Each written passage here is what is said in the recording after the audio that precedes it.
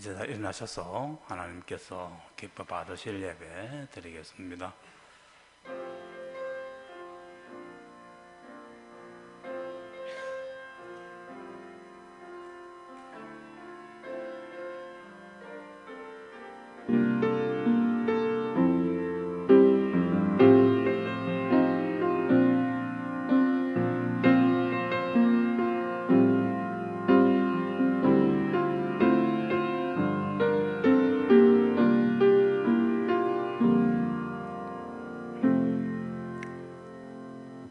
온 땅이여 여호와께 즐거운 찬송을 부를지어다. 기쁨으로 여호와를 섬기며 노래하면서 그 앞에 나아갈지어다. 여호와가 우리 하나님이신 줄 너희는 알지어다. 그는 우리를 지으신 이요 우리는 그의 것이니 그의 백성이요 그의 기르시는 양이로다. 아멘. 찬송가 3장입니다.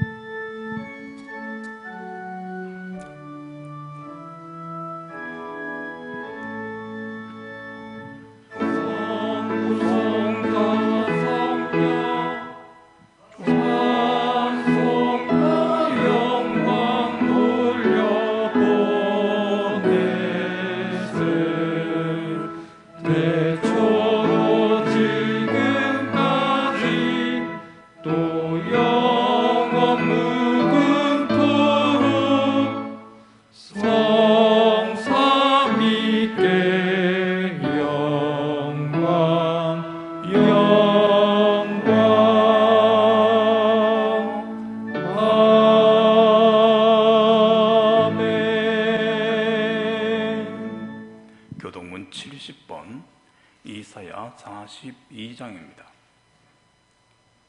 내가 붙드는 나의 종 내 마음에 기뻐하는 자 곧 내가 택한 사람을 보라.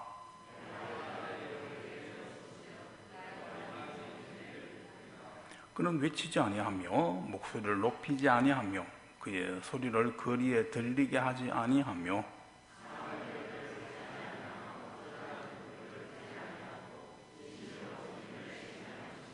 그는 쇠하지 아니하며 낙담하지 아니하고 세상에 정의를 세우기에 이르리니 나 여호와가 의로 너를 불러선즉 내가 내 손을 잡아 너를 보호하며 내가 눈먼 자들의 눈을 밝히며 갇힌 자를 감옥에서 이끌어내며 감옥에서 나오게 하리라. 아멘. 나는 전능하신 아버지 하나님 천지의 창조주를 믿습니다. 나는 그의 유일하신 아들 우리 주 예수 그리스도를 믿습니다. 그는 성령으로 잉태되어 동정녀 마리아에게서 나시고 본디오 빌라도에게 고난을 받아 십자가에 못 박혀 죽으시고 장사된 지 사흘 만에 죽은 자 가운데서 다시 살아나셨으며 하늘에 오르시어 전능하신 아버지 하나님 우편에 앉아 계시다가 그기로부터 살아있는 자와 죽은 자를 심판하러 오십니다. 나는 성령을 믿으며 거룩한 공교회와 성도의 교제와 죄를 용서받는 것과 몸의 부활과 영생을 믿습니다. 아멘. 앉으셔서 12장으로 경배합니다.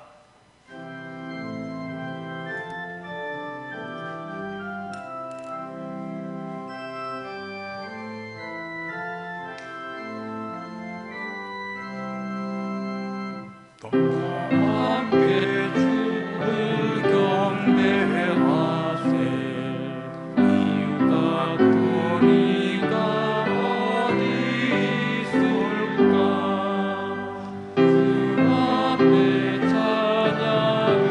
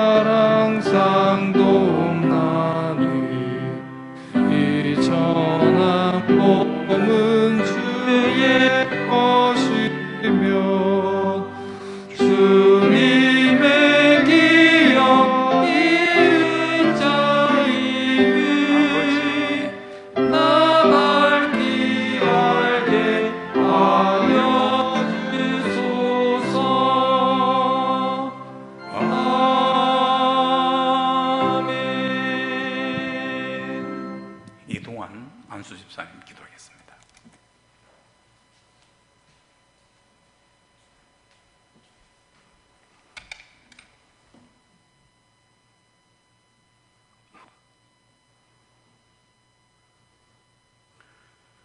만군의 여호와 하나님 아버지, 아버지를 사모하는 마음으로 이 자리에 나오게 해주시고 8월 첫 주부터 예배를 드릴 수 있도록 허락하시니 너무나 감사합니다.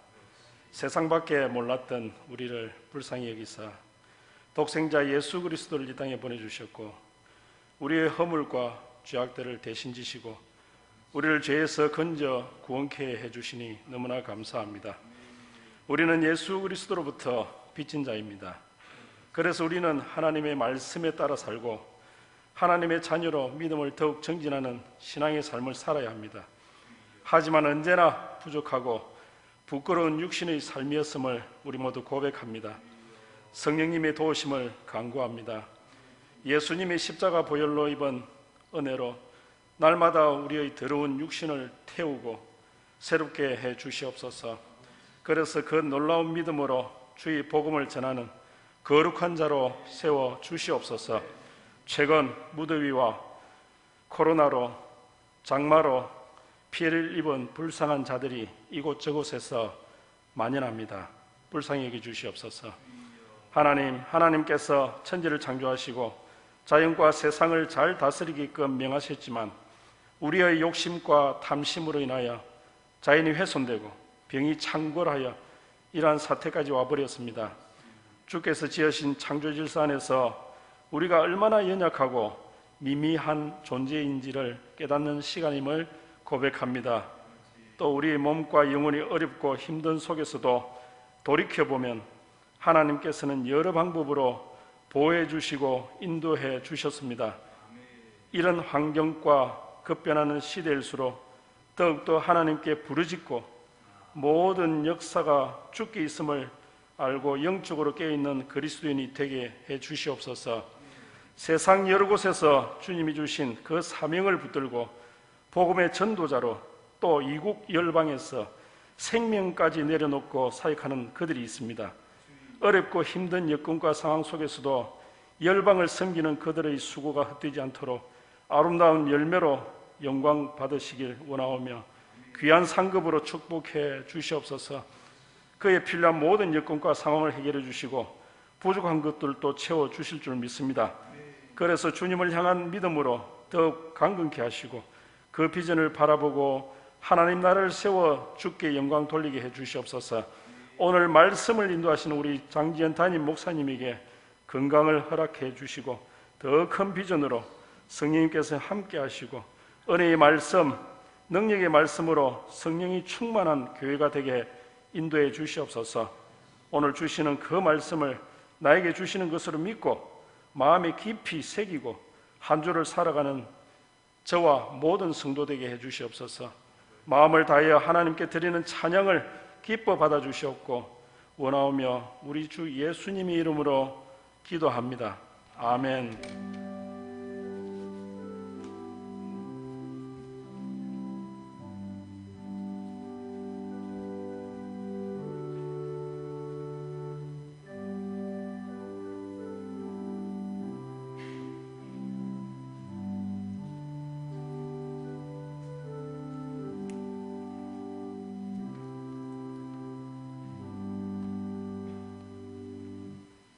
하나님 말씀입니다.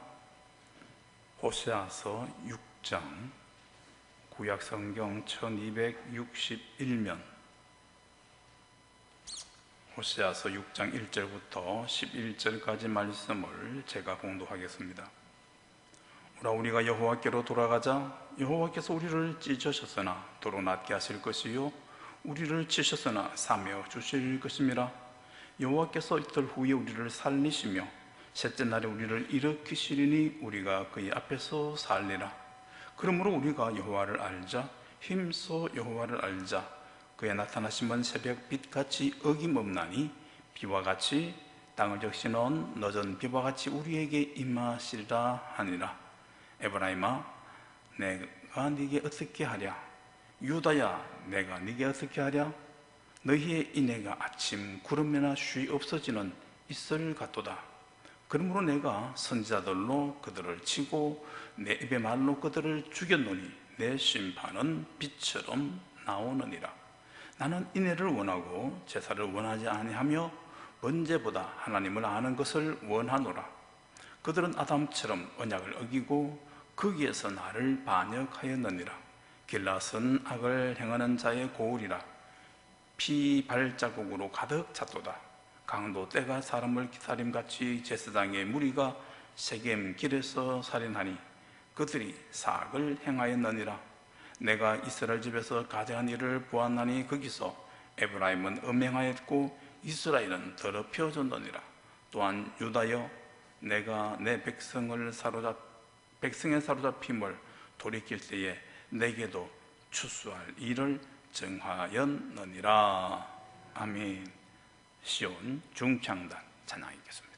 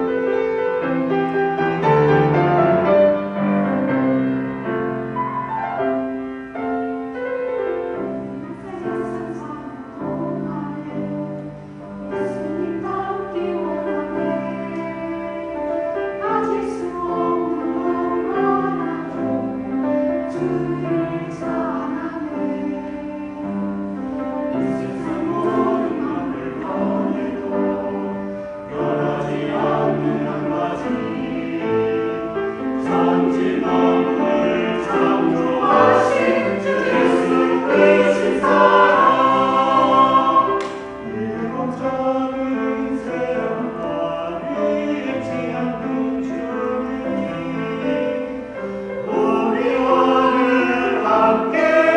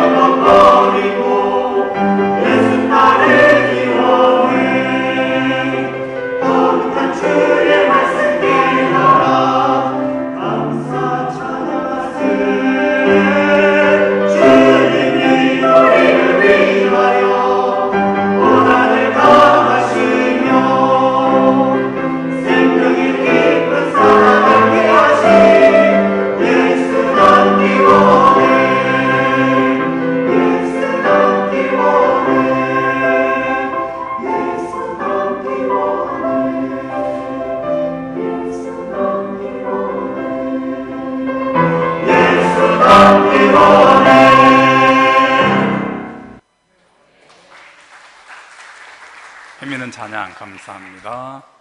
예수 결박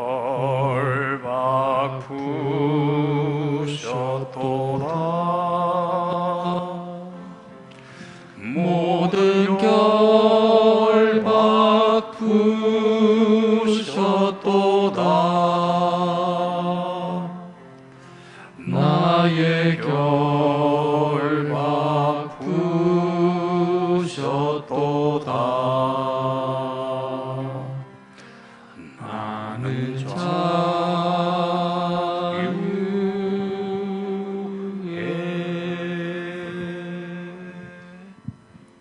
이 세상에는 많은 소리들이 있습니다. 대화가 있고요, 또 연설도 있고요, 강연도 있습니다. 그 많은 소리들 가운데 안타까운 외침과 호소와 절규도 있습니다. 그 가운데 가장 간절한 외침, 간절한 호소는 어떤 것이겠습니까? 그것은 아마도 집에서 쫓겨난 사라의 몸종 하갈처럼 죽어가는 자식을 살려달라고 외치는 호소일 것입니다. 그리고 죽어가는 자식을 바라보며 살려달라고 외치는 회당장, 예수님께 살려달라고 외치는 회당장 아버지의 마음일 것입니다. 오늘 본문은 망해가는 사랑하는 당신의 백성, 자녀된 이스라엘을 살리기 위한 하나님의 외침, 하나님의 호소입니다. 호소보다도 더 안타까운, 더 간절한 절규라고도 할 수 있을 것입니다. 어떻게 말씀하고 있느냐? 세 가지를 말씀하고 있는데요. 첫 번째, 여호와께로 돌아오라는 것입니다. 본문 6장 1절을 다시 한번 읽을까요? 오라, 우리가 여호와께로 돌아가자. 여호와께서 우리를 찢으셨으나 도로 낫게 하실 것이요, 우리를 치셨으나 도로 사매어 주실 것임이라. 하나님이 이스라엘을 찢으셨다가 낫게 하시고 치셨다가 사매어 주신다고 합니다. 마치 하나님이 병 주고 약 주는 분인 것처럼 보입니다. 병 주고 약 주는 사람은 자기가 해를 입혀놓고 약을 주며 도와주는 척하는 아주 교활하고 음흉한 사람을 두고 하는 말입니다. 그 같은 경우는 나쁜 의사가 병원에 수입을 늘리려고 하는 부당한 의료 행위가 될 것입니다. 그리고 큰 기업들이 하청업체의 납품 단가를 후려친 후에 겨우 연명하도록 작은 오더를 주는 것도 같은 병 주고 약 주는 것이라고 할 수 있습니다. 그리고 다른 사람에게 쉽게, 그리고 별것 아님에도 큰일이 난 것처럼 요란하게 공격을 한 후에 나는 뒤끝이 없다 라고 말하는 사람도 바로 병 주고 약 주는 사람이라고 할 수 있습니다. 그런데 하나님께서 이스라엘을 찢으셨다가 낫게 하시고 치셨다가 고치시는 것은 병 주고 약 주는 것이 아닙니다. 그것은 그분이 사람들의 행위를 따라서 기록된 대로 상과 벌을 내리시는 분, 재판장이시기 때문입니다. 이사야 선지자는 이렇게 증언하였습니다. 너희는 의인에게 복이 있으리라 말하라. 그들은 그 행위의 열매를 먹을 것이요, 악인에게는 화가 있으리니 화가 있는 것은 그 손으로 행한 대로 보응을 받을 것임이니라 하였습니다. 하나님은 우리 행위대로 보응하시는 심판주이십니다. 그러므로 하나님께서는 당신의 뜻을 거역하는 자들을 찢으시고 또한 그들에게 치시는 것입니다. 오늘 본문 말씀과 연관된 전도서 12장과 히브리서 6장의 말씀을 읽습니다. 일의 결국을 다 들었으니 하나님을 경외하고 그의 명령들을 지킬지어다. 이것이 모든 사람의 본분이니라. 하나님은 모든 행위와 모든 은밀한 일을 선악간에 심판하시느니라. 믿음이 없이는 하나님을 기쁘시게 못하나니 하나님께 나아가는 자는 반드시 그가 계신 것과 또한 그가 자기를 찾는 자들에게 이처럼 하나님은 사람의 모든 행위를 따라 선악간에 심판하십니다. 상을 줄 자에게는 상을 주고 벌을 줄 자에게는 벌을 주십니다. 이 세상에 하나님만큼 신상필벌을 확실하게, 정확하게, 완전하게 하시는 분은 없습니다. 어느 것 하나 빠짐없이 다 행하십니다. 실수나 건너뛰거나 잊거나 하지 않고 반드시 심판하십니다. 능히 하실 수 있는 분이시고 또한 하셔야 할 분이십니다. 왜요? 그분은 공의의 하나님, 공의의 재판장이라고 성경은 증언하고 있기 때문입니다. 하나님의 공의는 그 누구도 흔들 수 없고 흔들리지 않습니다. 세상의 재판장처럼 상위 기관의 눈치를 볼 필요도 없습니다. 최고 권력자나 주변 참모들의 심중을 헤아릴 필요도 없습니다. 변호사나 검사와의 학연, 지연, 혈연으로 봐줘야 할 일도 없으십니다. 원고나 피고 측으로부터 뇌물을 받을 일도 없습니다. 그리고 그분께서 친히 세상의 재판장들에게 말씀하셨습니다. 너는 재판을 굽게 하지 말며 사람을 외모로 보지 말며 또 뇌물을 받지 말라. 뇌물은 지혜로운 자의 눈을 어둡게 하고 말을 굽게 하느니라 하였습니다. 그리고 행한 대로 심판하시는 그분 앞에서는 모든 세상 만물이 다 벌거벗은 것처럼 드러난다고 성경은 말씀합니다. 밤에도 낮에도 방 안에서 주고받는 은밀한 대화까지도 다 들으시는 분이 하나님이시라고 성경은 말씀합니다.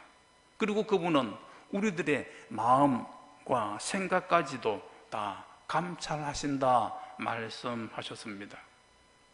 우리나라 국군이 최초로 통신위성 발사를 성공시켰다고 합니다.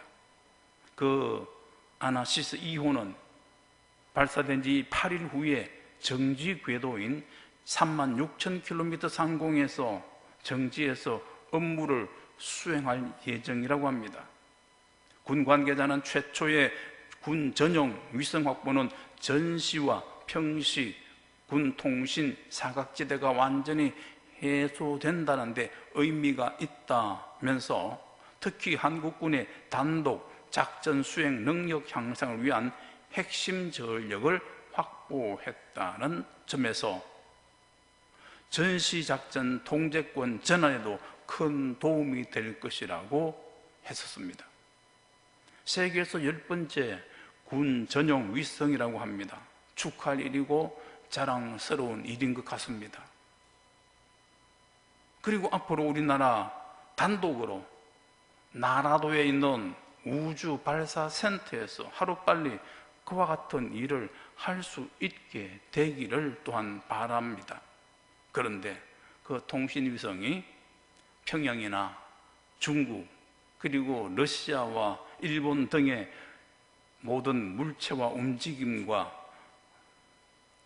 통화를 다 듣고 볼 수 있느냐라고 하는 의문입니다. 강대국들이 그것을 절대 허용하지 않을 것입니다. 그리고 북한의 최고 지도자가 진물에서 하는 말이나 동선도 알기는 어려울 것입니다. 더욱이 그가 마음에 계획하는 것 도무지 알 수가 없을 것입니다.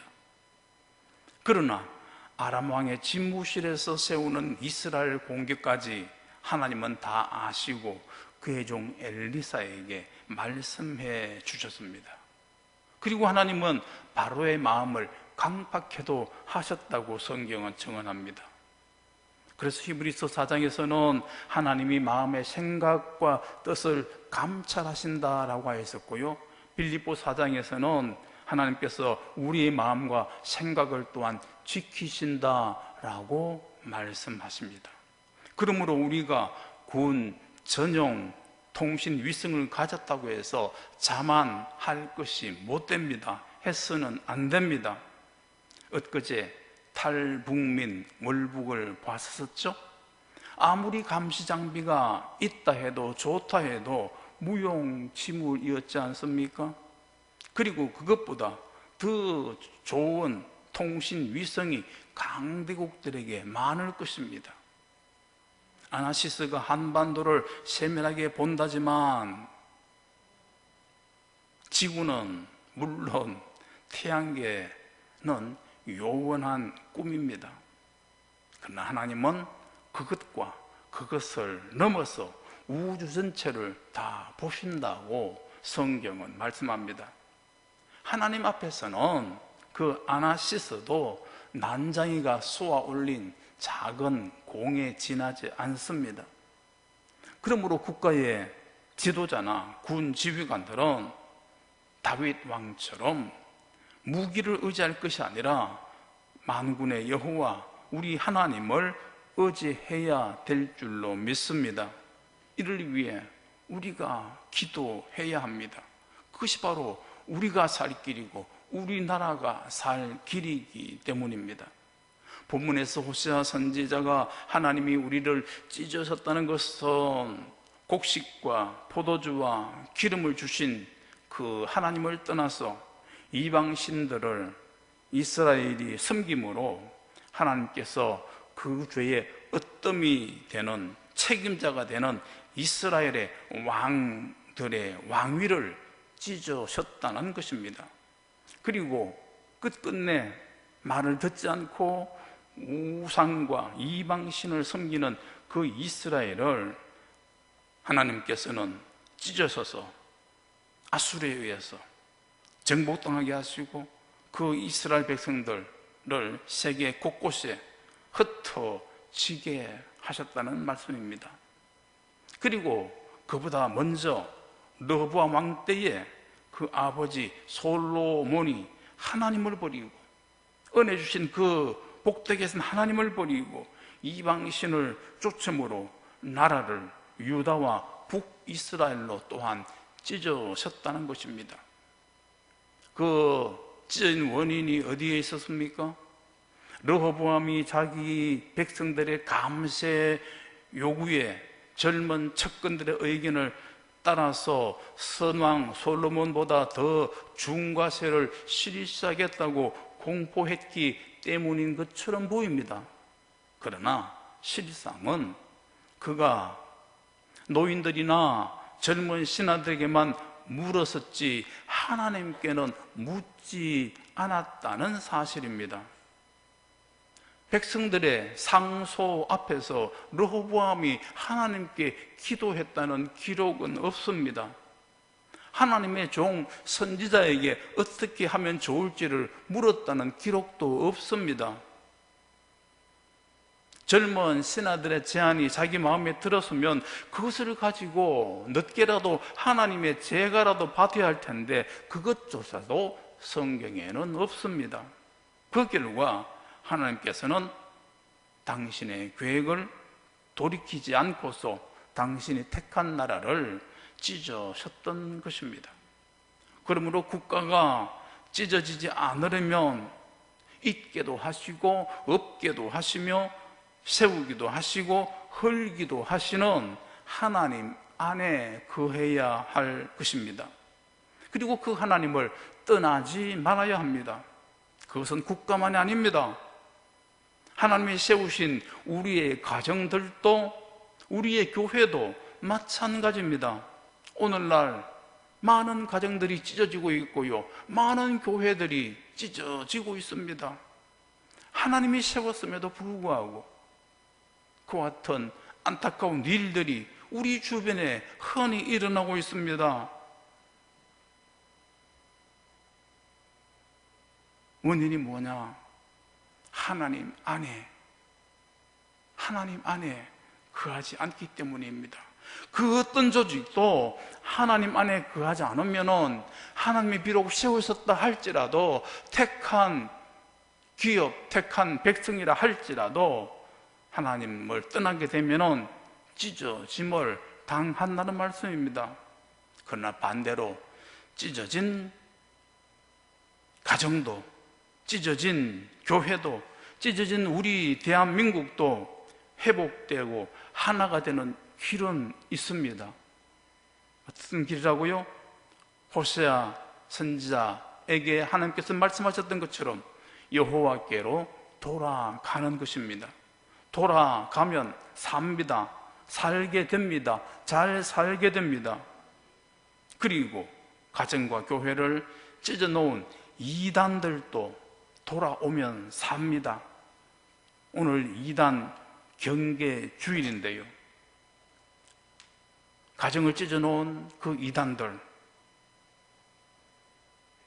교회를 찢어놓은 그 이단들, 그러나 하나님께서는 돌아오면 영접하시고 그로 하여금 살게 하실 것입니다. 하루빨리 교주에게 쇠뇌당한 것에서부터 해방되기를 우리가 기도하면서 하나님의 은혜를 구하며 권면하는 그와 같은 사명 잊지 않게 되시기 바랍니다. 두 번째 하나님의 호소는 당신을 알라는 말씀입니다. 힘써 여호와를 알라는 말씀입니다. 본문 6장 3절을 함께 읽습니다. 그러므로 우리가 여호와를 알자, 힘써 여호와를 알자. 그의 나타나심은 새벽빛같이 어김이 없나니 비와 같이 땅을 적시는 늦은 비와 같이 우리에게 임하시리라 하니라. 상반절에 그러므로 우리가 여호와를 알자, 힘써 여호와를 알자. 그의 나타나심은 새벽빛같이 어김이 없나니 라고 했습니다. 힘써 여호와를 알아야 되는 이유가 두 가지가 있습니다. 하나는 3절 하반절에서 말씀하는 것처럼 그의 나타나시면 새벽빛같이 땅을 적시는 늦은 비와 같이 어김이 없이 임하신다. 하나님의 임하심입니다. 반드시 나타나고 어김없이 임하시는 하나님을 힘써 알라는 것입니다. 호시아 선지자 시절 이스라엘 백성들이 하나님을 떠나 다른 신을 섬기고 음행의 포도주를 마신 것은 하나님을 알지 못했기 때문이었습니다. 그 사실을 본문 호시아 5장 4절에서도 증언하고 있죠. 그들의 행위가 그들로 자기 하나님께로 돌아가지 못하게 하나니 이는 엄란한 마음이 그 속에 있어 여호와를 알지 못하는 까닭이라 하였습니다. 그들이 원을 알지 못하는 것은 그들이 가는 곳마다 하나님이 나타나시고 그들이 하는 일마다 어김없이 임하신다는 것을 그들이 알지 못하는 것입니다. 사람들이 왜 죄를 짓습니까? 하나님이 없다라고 생각되기 때문에, 하나님이 안 보신다라고 생각되기 때문에, 보는 사람이 없다라고 생각되기 때문에 사람들이 죄를 쉽게 짓는 것 아니겠어요? 하나님께서는 그러나 아브라함의 집에서 쫓겨나 광야에 거한 사라의 여종 하갈에게 나타나시고 임하셔서 말씀하셨습니다. 형과 아버지를 속임으로 아버지 집을 떠나 야반 도주하던 야곱에도 베델에서 나타나시고 어김없이 임하셨습니다. 첫사람 아담과 하와가 당신이 금하신 선악과를 따먹는 불순종을 했을 때도 하나님께서는 그들에게 나타나시고 임하셨습니다. 홍수 위에 사람들이 흩어짐을 막으려고 바벨탑을 세울 때도 하나님께서 그들에게 나타나시고 임하셨습니다. 다윗이 양을 따르던 목동에서부터 이스라엘 왕으로 세워주신 하나님의 은혜를 무엇으로 보답할까 라면서 그 하나님의 은혜를 보답하기 위해서 천막 속에 있는 하나님의 교회를 잘 모시기 위해 성전을 지으려고 마음먹었을 때에도 하나님께서 그에게 나타나시고 임하셨습니다. 이처럼 하나님은 사람이 가는 그 모든 곳과 하는 그 모든 일과 생각하는 그 모든 생각 가운데 임하시고 나타나십니다. 그리고 선한 일을 할 때에도 악한 일을 할 때에도 반드시 임하십니다. 나타나십니다. 그리고 그 하는 일을 다 보십니다. 이유가 뭘까요? 각 사람이 하는 그 모든 일과 행위에 따라서 상과 벌을 주셔야 하는 하나님이시기 때문입니다. 로마서 2장에 하나님께서 각 사람에게 그 행한 대로 보응하시되 참고 선을 행하여 영광과 존귀와 썩지 아니함을 구하는 자에게는 영생으로 하시고 오직 당을 지어 진리를 따르지 아니하고 불의를 따르는 자들에게는 진노와 분노로 하시리라 말씀하셨습니다. 그리고 계시록 20장 13절에는 바다가 그 가운데서 죽은 자들을 내주고 또 사망과 음부도 그 가운데서 죽은 자들을 내주매 각 사람이 자기의 행위대로 심판을 받으니라 말씀하고 있습니다. 그러므로 하나님은 사람이 가는 곳에, 사람이 있는 곳에 어김없이 반드시 나타나시고 임하십니다. 그래서 하나님께서는 사도들을 통해서 행한 대로 심판하시는 그분 앞에 두려움으로 지내라, 두려움으로 너희의 구원을 이루라고 말씀하셨습니다. 베드로전서 1장과 빌립보서 2장의 말씀 함께 읽으실까요? 외모로 보시지 않고 각 사람의 행위대로 심판하시는 이를 너희가 아버지라 부른즉 너희가 나그네로 있을 때를 두려움으로 지내라. 그러므로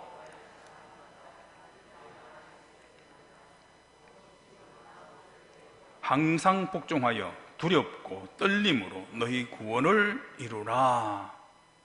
이렇게 하나님은 우리가 어디를 가든지 그리고 무엇을 하든지 어떤 생각을 하고 있든지 반드시 나타나시고 임하시는 하나님이십니다. 그 사실을 아는 사람은 쉽게 죄를 짓지 못합니다. 지을 수가 없을 것입니다. 그리고 마음은 원이지만 육신이 연약하여 죄를 짓더라도 곧 뉘우치게 될 것입니다. 회개하게 될 것입니다. 눈물을 흘리며 자기 자신에게 절망하고 정죄할 것입니다. 그리고 또다시 주님의 긍휼을 구하게 될 것입니다. 찾고 그분을 의지할 것입니다. 그러면 주님으로부터 사죄의 은총을 입게 됩니다. 그래서 다시 일어날 수 있습니다. 다윗이 그랬고 베드로가 그랬지 않습니까? 시편 34편 18절에 여호와는 마음이 상한 자를 가까이 하시고 충심으로 통회하는 자를 구원하시는도다 말씀하셨습니다. 이렇게 하나님을 알게 되면 자신의 죄를 자백하고 통회하고 뉘우치게 됩니다. 그러면 죄사함을 받게 되고 구원을 받게 됩니다. 이틀 후에 살게 되고 사흘 후에 일으킴을 받습니다. 그것은 주님을 떠나간 불신자도 그러하고 주님의 교회를 찢어놓고 가정을 찢어놓고 떠나간 이단들도 마찬가지입니다. 돌이키면 삽니다. 살게 되는 것입니다.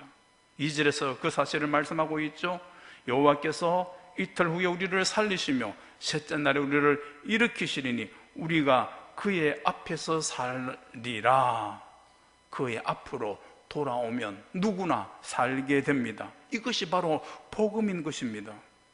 이스라엘이 살아나고 다시 일어날 수 있는 길은 여호와께로 돌아가는 것이고 그 돌아가면은 하나님께서 살려주신다는 그 사실을 아는 것입니다. 예레미야 9장 24절 말씀을 함께 읽으실까요? 자랑하는 자는 이것으로 자랑할지니 곧 명철하여 나를 아는 것과 여호와는 사랑과 정의와 공의를 땅에 행하는 자인 줄 깨닫는 것이라. 나는 이 일을 기뻐하노라. 여호와의 말씀이니라. 이처럼 하나님을 아는 것이 힘입니다. 하나님을 아는 것이 살 길입니다. 그리고 반대로 하나님을 알지 못하게 되면 그것은 곧 멸망입니다. 본문 호시아 4장 6절에서 말씀하고 있죠. 내 백성이 여호와를 아는 지식이 없으므로 망하는도다. 성도들을 미혹하고 가정을 파괴하는 이단들의 발흥도 성경을 더 잘 아는 것처럼 보이지만 실상은 그들이 하나님을 알지 못하기 때문입니다. 어디를 가든지 무엇을 하든지 어떤 생각을 품고 있는지 어김없이 나타나시고 반드시 임하시는 그 하나님을 알지 못하기 때문입니다. 하나님을 아는 지식이 없으므로 그들이 망해가고 있는 것입니다. 엊그제 이만희 교주가 구속되었다고 하는데요, 참 안타깝습니다. 연세가 그렇게 많은 분이 그들의 주장처럼 그들도 어쩌면 코로나의 피해자들인데, 그러나 그동안 많은 가정을 찢어놓고 많은 교회를 찢어놓은 그 일에 대해서 하나님께서 심판하시는 것이 아닌가 여겨집니다. 그분이 그곳에서 다시금 주님께로 돌아온 역사가 있게 되기를 우리가 기도해야 될 것입니다. 그냥 쾌재만 부를 것이 아니라 그분이 그곳에서 주님 앞으로 돌아오게 된다면 그를 따르는 수십만의 사람들이 돌아온 역사가 있지 않겠습니까? 회복의 역사가 있게 될 것입니다. 세 번째, 인애를 간직하라 말씀합니다. 본문 호시아 6장 4절 말씀 함께 읽습니다. 에브라임아, 내가 네게 어떻게 하랴? 유다야, 내가 네게 어떻게 하랴? 너희의 인애가 아침 구름이나 쉬 없어지는 이슬 같도다. 인애란 의짐과 사랑입니다. 이스라엘과 유다의 인애가 아침 구름 같고 쉬 없어지는 이슬 같다라고 합니다. 그런데 이 아침 구름이라고 기록된 본문이 다른 성경에서는 아침 안개로 기록되어 있습니다.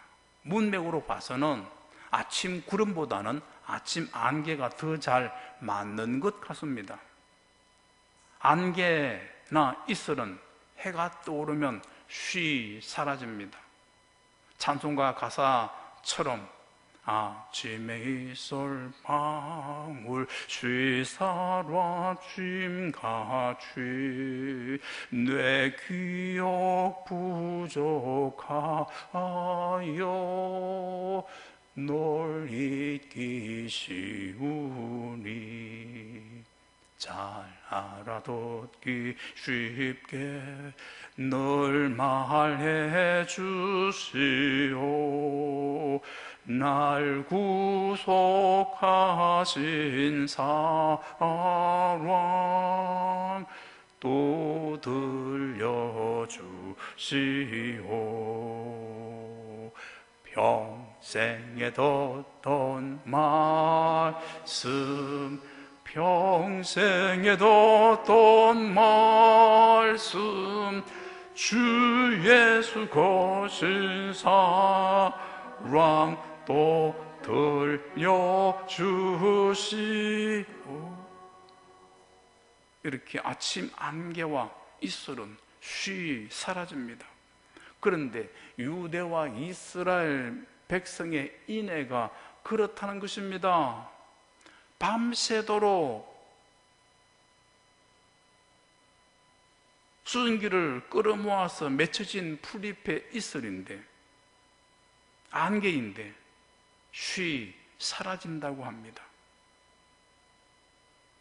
그런데 그 하나님께서는 이스라엘 백성과 유다에게 인애가 있기를 원하신다 말씀합니다. 6절이죠. 나는 인애를 원하고 제사를 원하지 아니하며 번제보다 하나님 아는 것을 원하노라 하였습니다. 하나님 당신께는 제사보다 인애라는 것입니다. 그러나 이것은 성경 전체의 맥락은 아닙니다. 이 말씀은 호세아 선지자 당시 이스라엘 백성들에게 하신 말씀입니다. 이스라엘은 하나님과 제사로 맺은 언약의 백성입니다. 제사를 드리지 않아도 되는 것이 아닙니다. 반드시 드려야 합니다. 시편 50편 4절과 5절 말씀 함께 읽습니다. 하나님이 자기의 백성을 판결하시려고 위하늘과 아래 땅에 선포하여 이루시되 나의 성도들을 내 앞에 모으라. 그들은 제사로 나와 언약한 이들이나 하시도다. 이스라엘 백성들은 하나님과 제사로 언약한 자들이기에 반드시 제사를 드려야 할 자들입니다. 하나님은 그 제사를 그들에게 받으시려고 이스라엘 백성들과 계약을 맺으셨습니다. 믿음의 조상 아브라함이 가는 곳마다 제단을 쌓았던 이유는 하나님께 제사하기 위함이었습니다. 그가 복의 근원이 될 수 있었던 것, 바로 하나님께 나아가고 제사로 하나님과 교통함이 있었기 때문 아닙니까? 제2인류의 조상 노아가 홍수에서 나와서, 방주에서 나와서 첫 번째 한 것은 바로 하나님께 대한 제사였었습니다. 노아가 제사를 드리는 것을 흠양하신 하나님께서는 마음속으로 이렇게 다짐하셨습니다. 여호와께서 그 향기를 맡으시고 그 중심에 이르시되 내가 다시는 사람으로 말미암아 이 땅을 저주하지 아니하리니 이는 사람의 마음에 계획하는 바가 어려서부터 항상 악할 뿐임이니라. 내가 전에 행하던 것 같이 모든 생물을 다시 멸하지 아니하리니 라고 하였습니다. 제사를 통하여서 하나님께서는 복을 주셨던 것입니다. 이처럼 하나님은 제사를 받으시고 복 주시는 분이십니다. 시편 50편 23절 말씀 함께 읽을까요? 감사로 제사를 드리는 자가 나를 영화롭게 하나니 그의 행위를 옳게 하는 자에게 나의 구원을 보이리라. 그러므로 오늘 본문에서 나는 인애를 원하고 제사를 원치 않는다 하는 말씀은 제사 자체를 원하지 않는 것이 아닙니다. 제사를 안 드려도 된다는, 괜찮다는 말씀이 결코 아닙니다. 제사로 언약한 백성은 반드시 제사를 드리되 제사다운 제사를 드리라는 말씀입니다. 인애를 원하고 제사를 원치 않는다는 그 말씀은 인애가 없는 제사를 원치 않으신다는 말씀이기도 합니다. 이사선자의 증언에 따르면 손에 피가 가득한 자가 드리는 제사를 하나님께서는 받지 않으시겠다고 하셨습니다. 말라기 선자를 통해서 하나님께서 하신 말씀은 제사 드리기를 귀찮아하면서 코웃음 치는 제사, 눈먼 제물과 저는 것과 병든 제물로 드리는 제사를 받지 않으시겠다고 말씀하셨습니다. 제사는 지내지만 인애가 없는 제사, 제사는 지내지만 형식적으로 되는 제사, 하나님께서는 기뻐하지 아니하시고 차라리 제사 드리는 집, 성전을 문 닫았으면 좋겠다, 닫을 때가 나왔으면 좋겠다고까지 말씀하셨습니다. 그 말씀이 무엇입니까? 성전문을 닫으라는 말이 아니죠. 제사다운 제사를 드리라는 얘기입니다. 예배다운 예배를 드리라는 말씀입니다.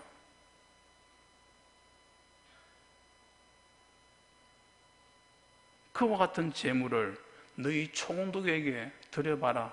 그가 너를 기뻐하겠느냐? 너를 받아주겠느냐?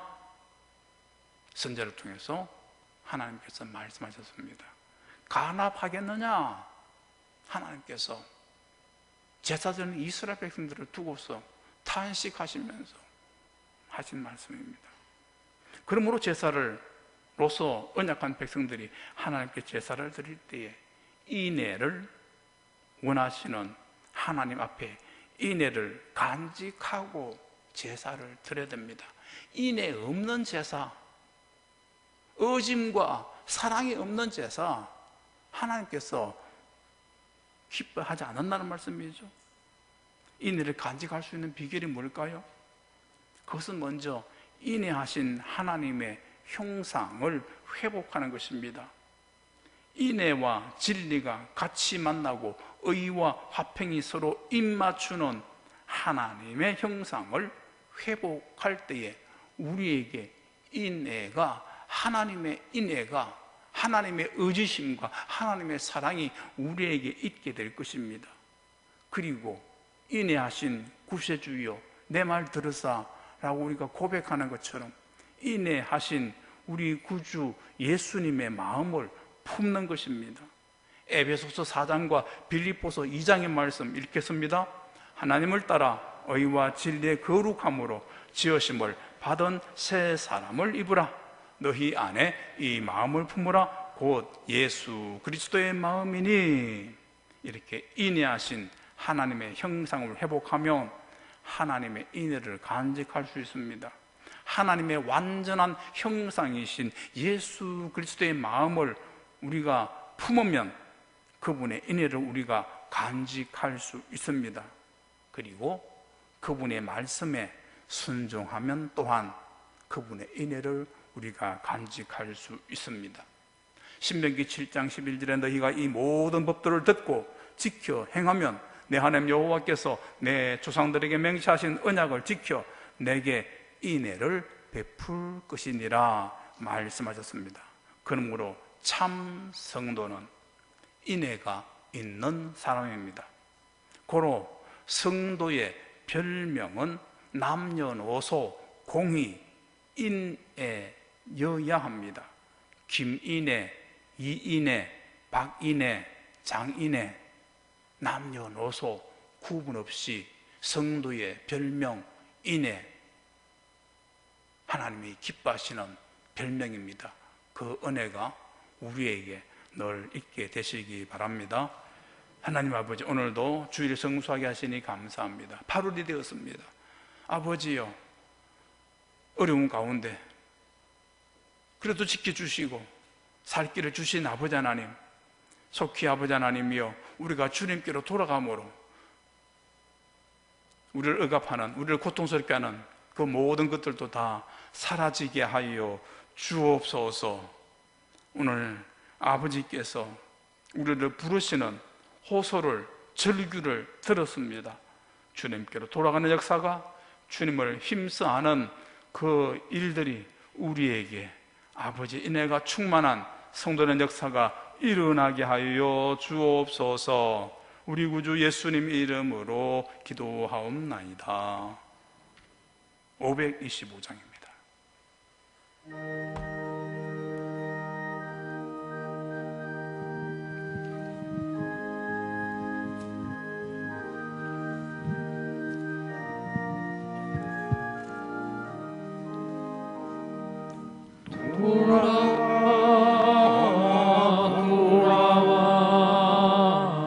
마음이 고난이여 길이 참 어둡고 매우 험악하니 질그락한 자여 어서와 돌아와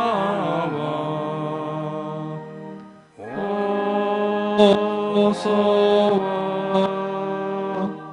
돌아오라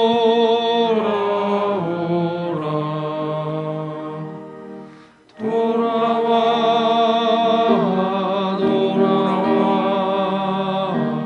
해가 질 때까지 기다리고 계신 우리 아버지께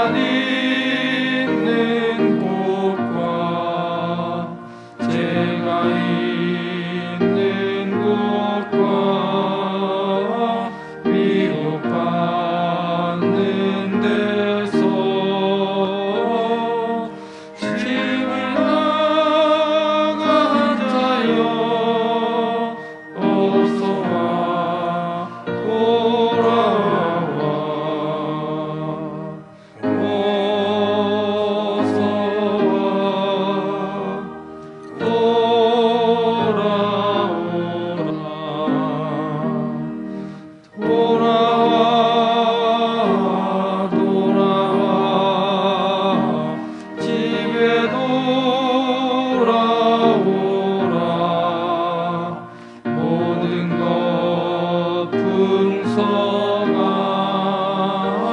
아버지 집으로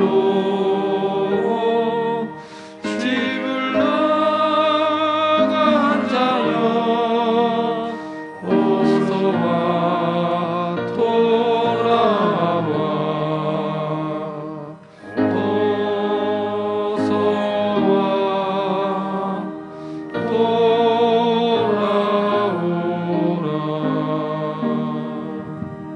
하나님 아버지, 준비한 예물, 정성된 예물 주님께 드립니다.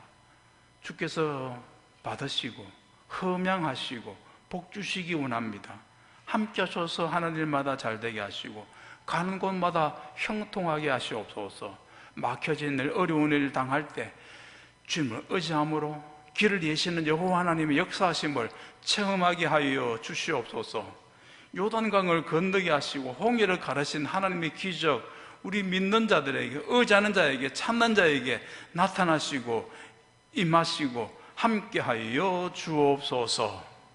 육신 약한 지체들 주님 신방하시옵시고 안수하시옵시고 강건케 하여 주시옵소서.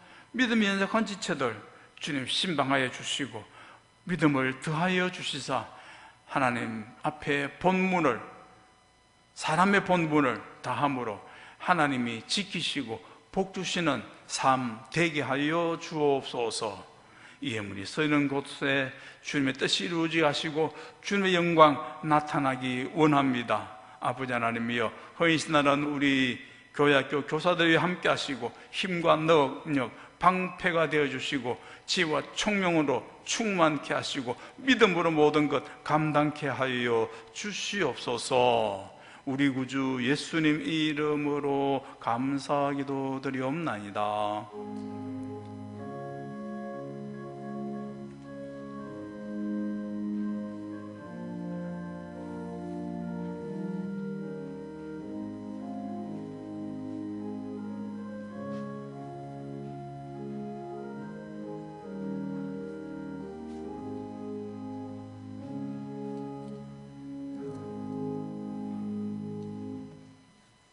교회 소식입니다.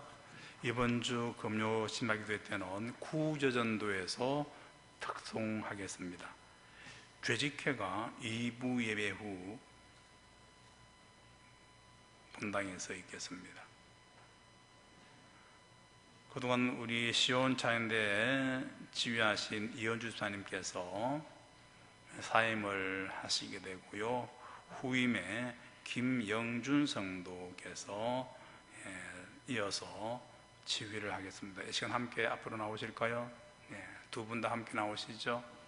7년 가까이 우리 시온 지난대 이끌어오신 이현주 집사님, 어머니 병환주에 계시고요, 또 어머니를 믿음으로 세우기 위해서 이렇게 사직하며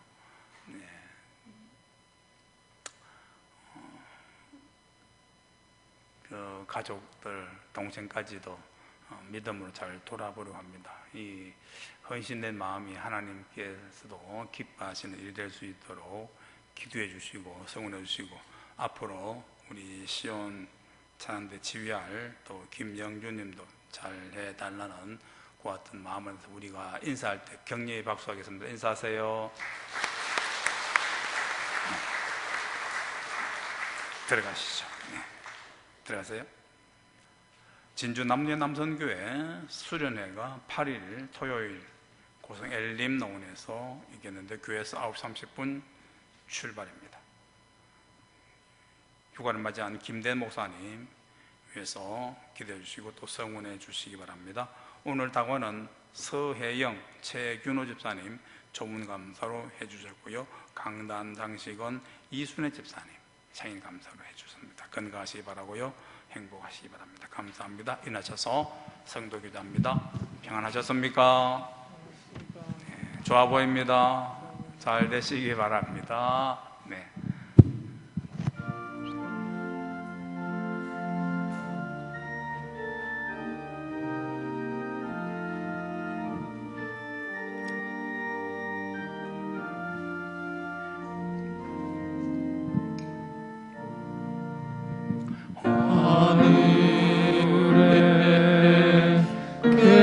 되신 아버지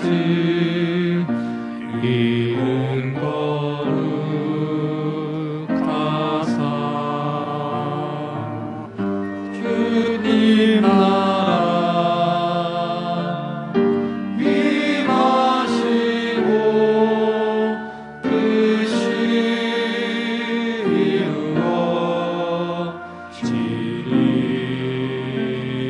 이루어지리이다.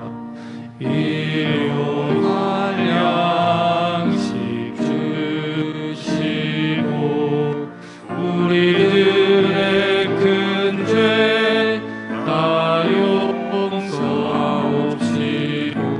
또 시험에 들게 하시고 악에서 구원하소서.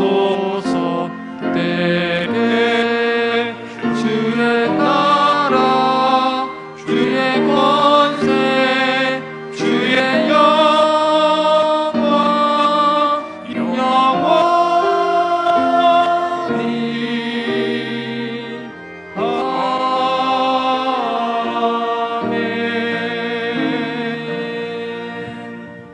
아멘. 우리 주 예수 그리스도의 은혜와 하나님 아버지의 사랑하심과 성령님의 교통하심이 여호와께로 돌아가기를 힘써 여호와 알기를 하나님의 인애로 충만한 삶 되기를 소망하는 대구의 모든 권속들 위해 지금부터 영원히 함께 하시기를 축원하옵나이다.